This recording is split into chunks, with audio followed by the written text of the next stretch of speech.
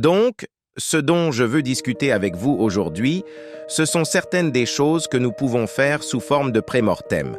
Certaines sont évidentes, d'autres le sont moins. Je vais commencer par les évidentes. À la maison, désignez un endroit pour les objets facilement perdus. Cela semble être du bon sens, et c'est le cas.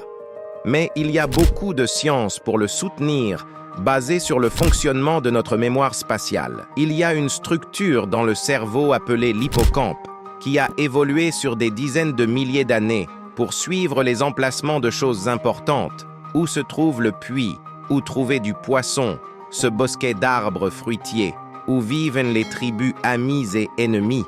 L'hippocampe est la partie du cerveau qui, chez les chauffeurs de taxi londoniens, devient agrandie. C'est la partie du cerveau qui permet aux écureuils de retrouver leur noix. Et si vous vous demandez, quelqu'un a réellement fait l'expérience où ils ont coupé le sens olfactif des écureuils et ils pouvaient toujours trouver leur noix.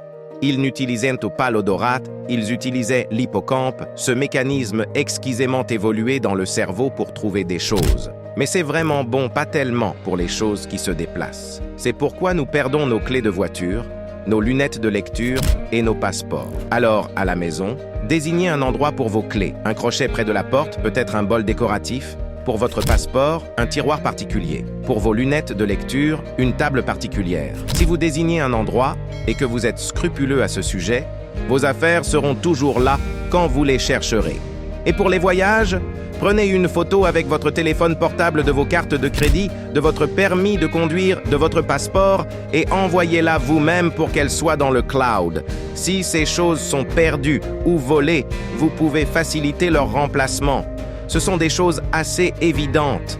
Rappelez-vous, quand vous êtes stressé, le cerveau libère du cortisol. Le cortisol est toxique et provoque une pensée confuse. Alors, une partie de la pratique du pré-mortem consiste à reconnaître qu'en situation de stress, vous ne serez pas au meilleur de votre forme et vous devriez mettre en place des systèmes. Et il n'y a peut-être pas de situation plus stressante que lorsque vous êtes confronté à une décision médicale à prendre. Et à un moment donné, nous serons tous dans cette position où nous devrons prendre une décision très importante sur notre avenir médical ou celui d'un être cher pour les aider à prendre une décision.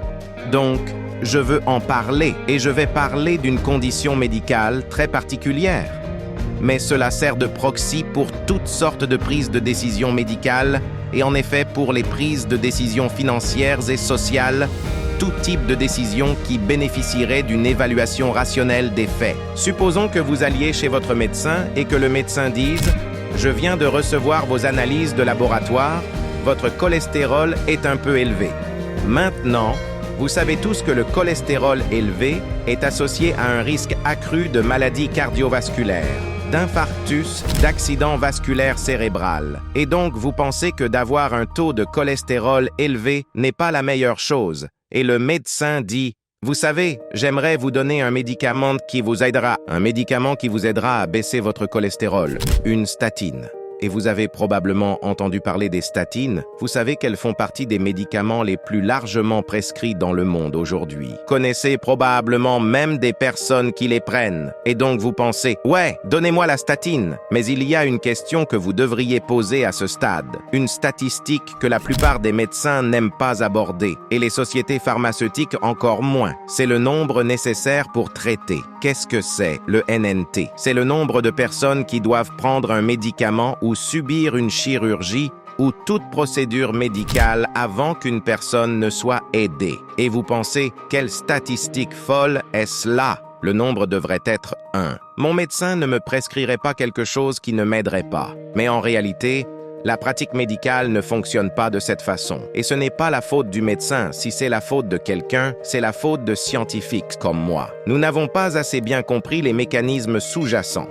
Mais GlaxoSmithKline estime que 90% des médicaments ne fonctionnent que chez 30 à 50% des personnes. Alors, quel est le nombre nécessaire pour traiter pour la statine la plus largement prescrite? Qu'est-ce que vous supposez que c'est? Combien de personnes doivent la prendre avant qu'une personne ne soit aidée? 300. C'est selon la recherche des praticiens de recherche Jérôme Groupman et Pamela Hartzband confirmé de manière indépendante par Bloomberg.com. J'ai vérifié les chiffres moi-même.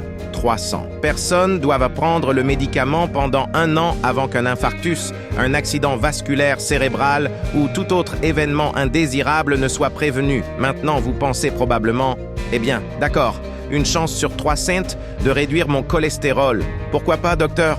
Donnez-moi quand même l'ordonnance. Mais à ce stade, vous devriez poser une autre statistique, et c'est « Parlez-moi des effets secondaires », d'accord? Donc, pour ce médicament particulier, les effets secondaires surviennent chez 5% des patients, et ils comprennent des choses terribles. Des douleurs musculaires et articulaires débilitantes, des troubles gastro-intestinaux, mais maintenant vous pensez 5%, il n'est pas très probable que cela m'arrive. Je prendrai quand même le médicament. Mais attendez 1 minute.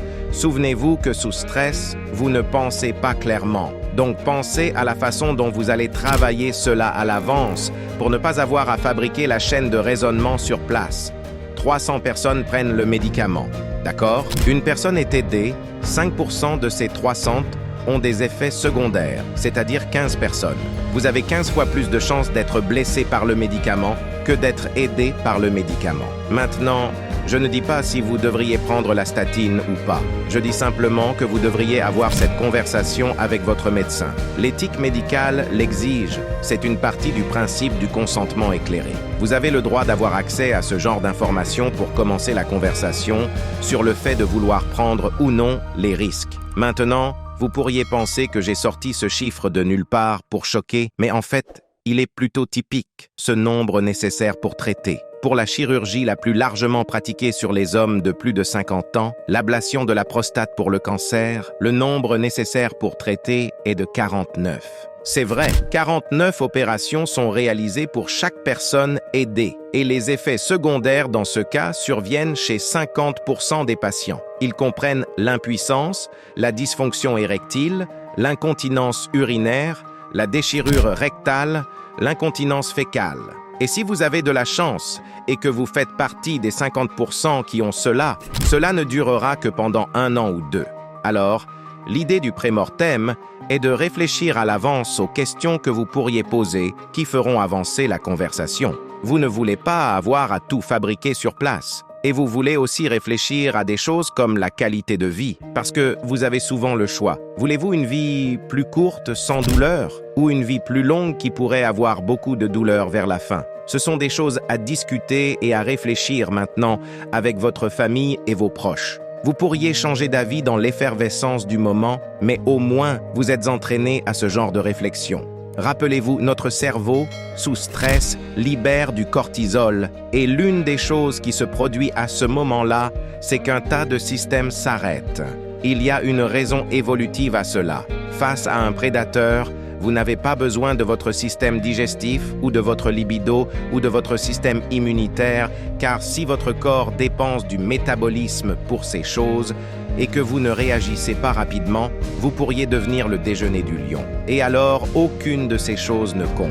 Malheureusement, l'une des choses qui disparaît pendant ces périodes de stress, c'est la pensée rationnelle logique, comme Danny Kahneman et ses collègues l'ont montré. Alors, nous devons nous entraîner à penser à l'avance à ce genre de situation. Je pense que le point important ici est de reconnaître que nous sommes tous imparfaits. Nous allons tous échouer de temps en temps.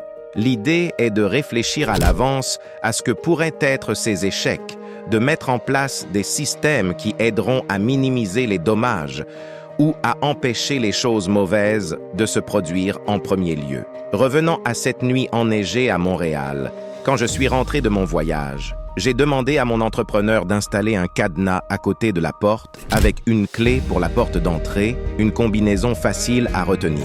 Et je dois admettre, j'ai toujours des piles de courriers qui n'ont pas été triées et des piles de courriels que je n'ai pas examinées. Donc je ne suis pas complètement organisé, mais je vois l'organisation comme un processus graduel et j'y arrive. Merci beaucoup. Si cette vidéo vous inspire, alors n'hésitez pas à vous abonner pour être informé en temps réel chaque fois que nous publions une nouvelle vidéo. Rejoignez la communauté de guerriers et de guerrières.